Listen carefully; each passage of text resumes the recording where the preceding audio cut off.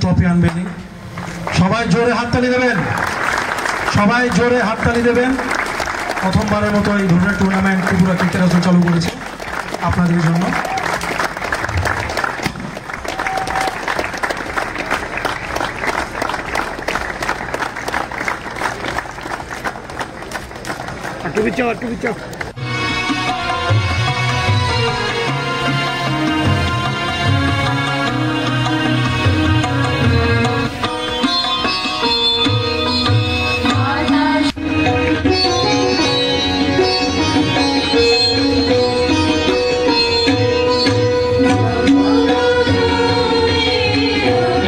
তাদেরকে ত্রিপুরা ক্রিকেট অ্যাসোসিয়েশনের তরফ থেকে বল তুলে দেওয়া হবে, 24টা বল তুলে দেওয়া হবে একে একে করে। আমি আজ অনুষ্ঠানে আপনাদের স্বাগত। মঞ্চে আসন গ্রহণ করার জন্য অনুরোধ করা হচ্ছে ত্রিপুরা ক্রিকেট অ্যাসোসিয়েশন।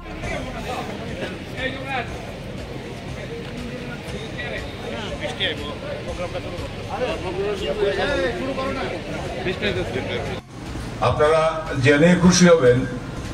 যে এই যে নতুন একটা টুর্নামেন্ট, এই টুর্নামেন্টটা অ্যাকচুয়ালি এই আন্ডার 19 ন্যাশনাল, যেখানে ওয়ানডে ম্যাচ হয়, যেখানে ডেজ ম্যাচ হয়, ওটার যদি একটা প্রিপারেশন বলতে পারেন যে এই আন্ডার 18 যে সম্ভাবনাময় ছেলে সারা ত্রিপুরা রাজ্য থেকে যারা আগরতলা শহরের 14টা ক্লাবে পারফর্ম করবে, ওদের পারফরমেন্স ভিত্তিতে আমরা আগামী দিন মানে এই নেক্সট ইয়ার, এই কারেন্ট ইয়ারই বলতে পারে যে ন্যাশনাল টুর্নামেন্ট অনুষ্ঠিত হবে, সেখানে আমরা বাছাই পর্ব করতে পারব। এই যে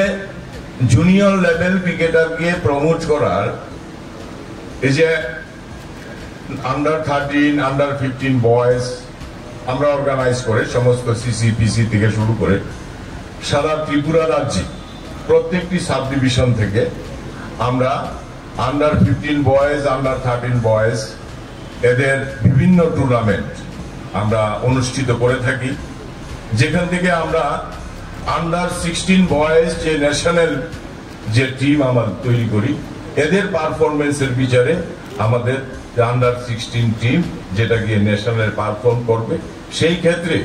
এই আন্ডার 18 টুর্নামেন্টটা কিন্তু আন্ডার 19 যে পারফর্ম আমাদের ন্যাশনাল টুর্নামেন্ট হবে, সেই ক্ষেত্রে এটা একটা বিশেষ একটা জায়গা দখল করবে, এটা আমি বিশ্বাস করি। কারণ আজকে মেয়েদের ক্ষেত্রেও এই কিছুদিন আগে আপনারা শুনেছেন